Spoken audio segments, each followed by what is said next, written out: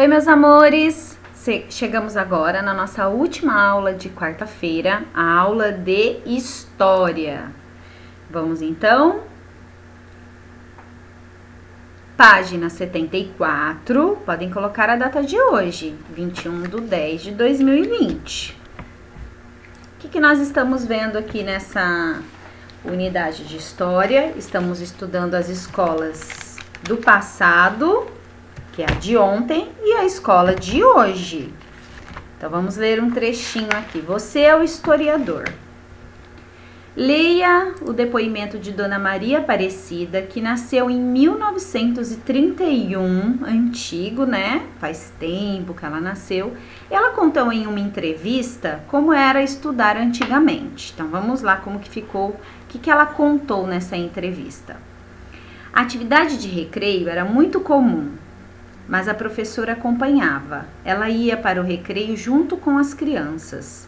As crianças tomavam o seu lanche, depois iam para o banheiro. Depois ela formava, assim, um grupinho para cantar, para fazer roda. Depoimento de Maria Aparecida, Centro de Referência em Educação Mário Covas.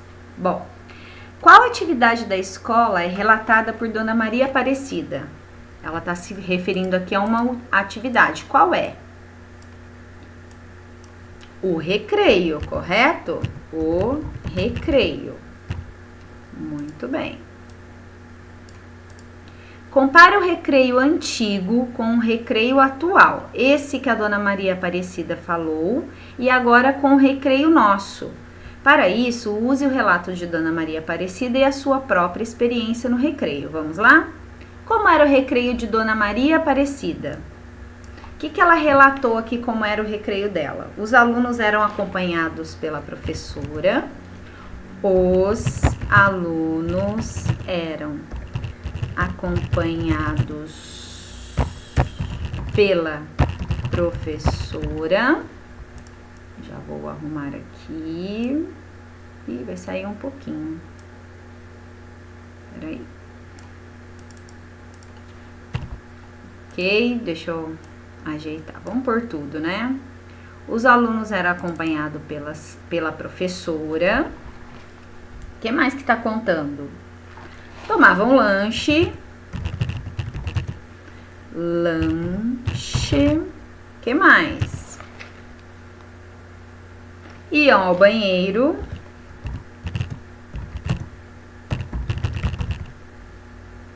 O que mais que acontecia? Iam ao banheiro. E por último,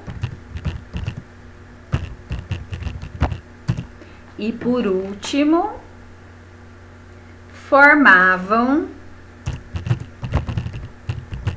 O que a professora então conversava com eles? Formavam um grupo para cantar ou brincar de roda. Um grupo para cantar ou brincar de roda. Ou seja, eles também não deixavam de brincar depois do lanche, correto? Vou tentar colocar aqui, ó, para não ficar tão fora, crianças. Tudo bem, ó, vai ficar só um pouquinho fora.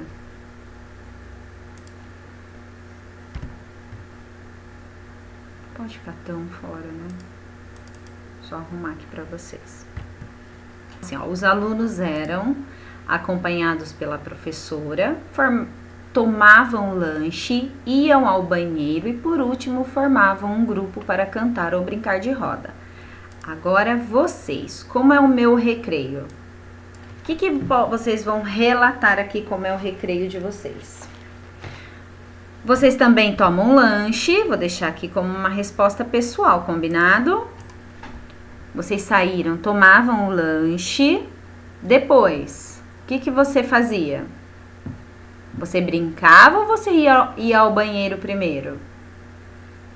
E aí tinha a brincadeira no pátio, vocês brincavam, aí no horário marcado, porque tinha um tempo para tomar o lanche, eu ia lá para buscar vocês, correto? E aí o que eu falava para vocês? Vão ao banheiro, encham garrafinhas de água, bebam água antes de ir para a sala.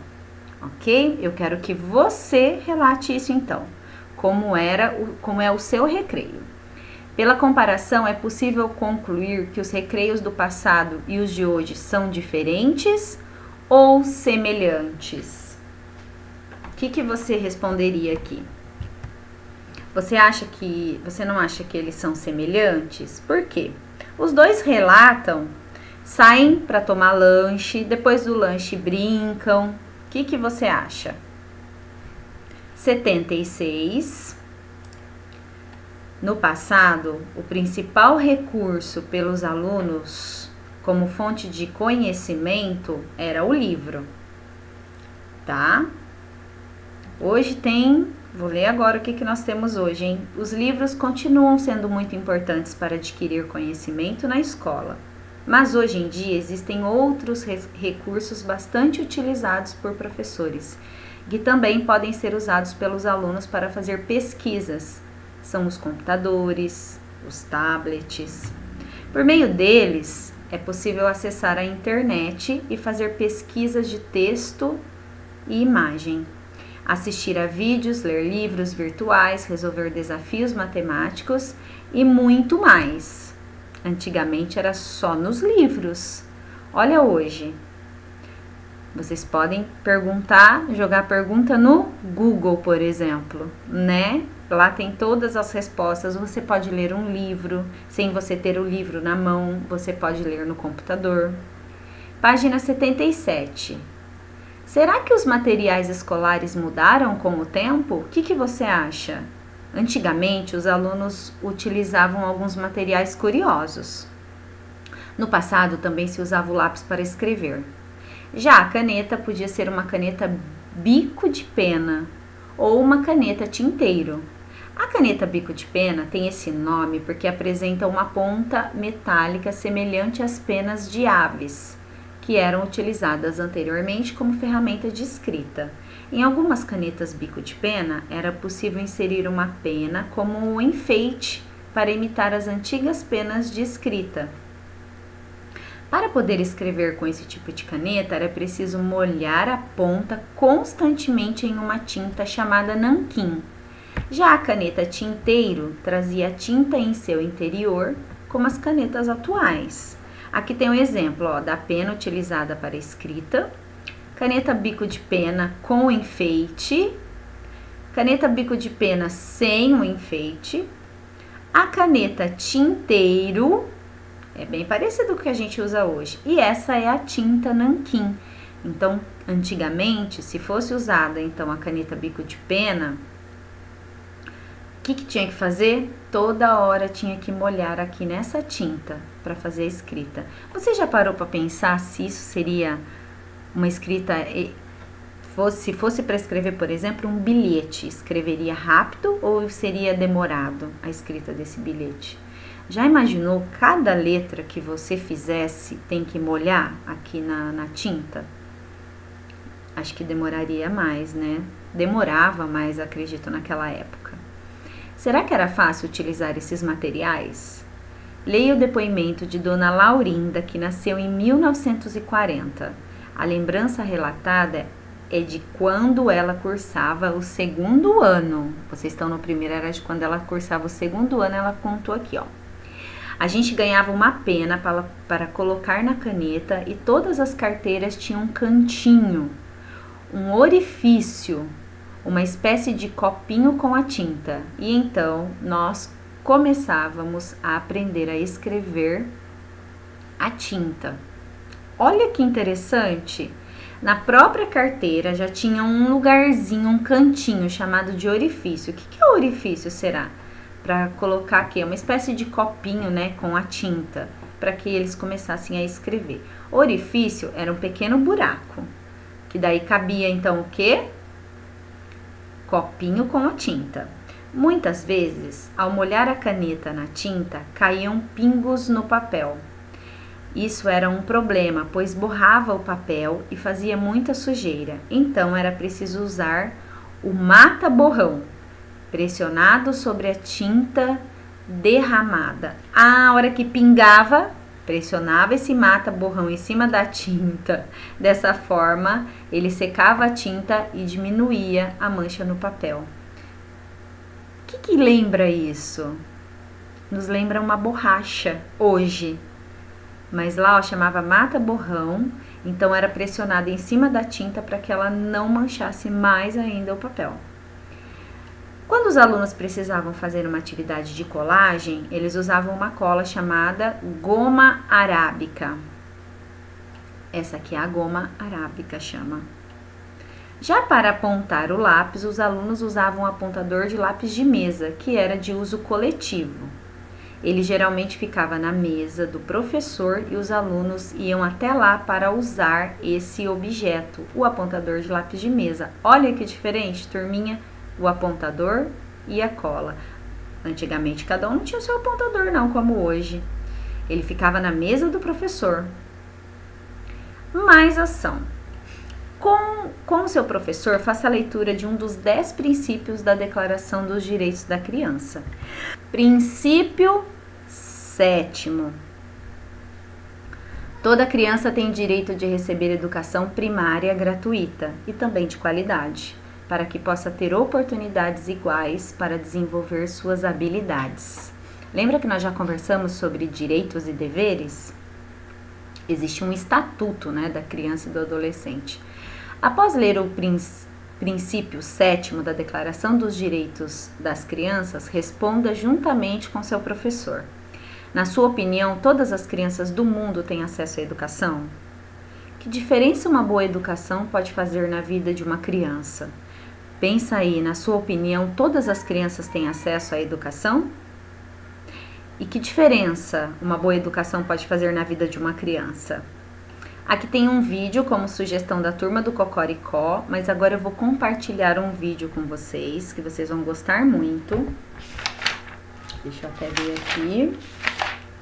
Chama Direitos de Criança. É um vídeo, ela explicando os direitos das crianças, mas cantando, através de uma canção. Vamos lá.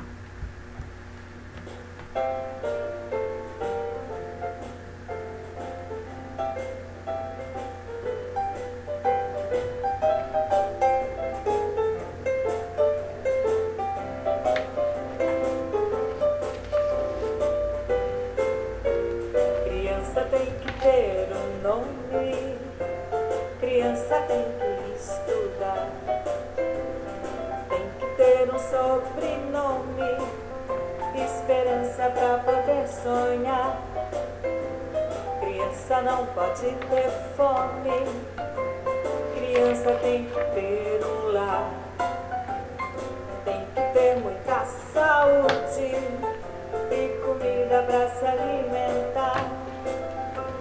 Criança tem que ter direito de brincar, pular, correr, saltar, cantar e ter direito de aprender bem rápido ou devagar. Criança tem que ser pra sempre bem feliz. Criança tem que ter um nome, criança tem que estudar, tem que ter um sobrenome, esperança pra poder sonhar. Criança não pode ter fome, criança tem que ter um lar, tem que ter muita saúde e comida pra se alimentar. Criança tem que ter direito de brincar, pular, correr, saltar, cantar e ter direito de aprender bem rápido ou devagar. Criança tem que ser pra sempre bem feliz.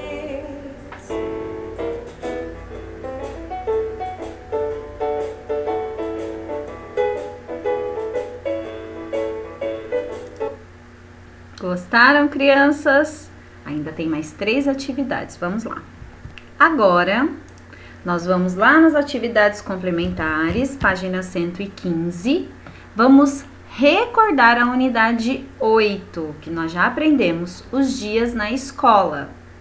Você viu Você viu que no entorno da escola, tanto os motoristas quanto os pedestres precisam respeitar as regras de trânsito.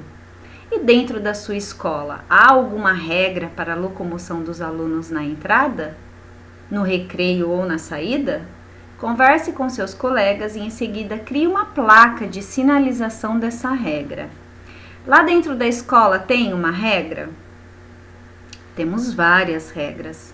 Por exemplo, a hora que você vai entrar para a sala após o seu lanche. Qual era a regra? Vocês tinham que formar a fila, vocês já tinham o lugar de vocês formando a fila. Aí eu chegava e já chamava vocês para a sala de aula. E aí, o que você faria aqui? Como que você faria essa placa de sinalização? Um exemplo. Qual era também a outra regra, por exemplo, para sair? Organizavam as mochilas, formavam a fila e iam até o pátio. E aí? Por que a fila? É uma regra de locomoção. Porque se sair cada um de um lado, né, acaba trombando com outras pessoas. Pensa bem, como que você criaria essa placa? 2. Faça uma lista dos materiais que você deve levar para a escola todos os dias. O que você leva para a escola todos os dias? Vamos lá. Qual era a lista? Caderno. Opa. Ah, mochila, né? Livros. Se bem que os livros ficavam lá na escola, né? Mas, ó, aí tem o estojo. Dentro do estojo tinha tudo? Sim. Aí lá tinha, se você quiser discriminar aqui, aí você pode colocar, então, lápis, borracha, apontador, que são os itens básicos, né? O caderno, a mochila, os livros. O que mais que você quer colocar que você levava para a escola? Que você precisa, né? Que você deve levar para a escola todos os dias. Não esqueça. 3. Identifique os espaços da escola que devem ser usados nas situações a seguir e complete corretamente as frases. Então, vamos lá. A. Para fazer uma pesquisa no computador, os alunos devem usar a... Como é que chama o espaço que nós temos lá no colégio? Quando a gente usa, então, o computador. A sala de informática. Correto, deixa eu arrumar aqui. A sala de informática. Ah, ele tira o meu acento, peraí. Correto. Para fazer uma atividade com a... Como chama esse objeto? A bola. Os alunos devem usar a... Que era lá em cima. A quadra. Correto. Para pegar um livro emprestado, os alunos devem ir até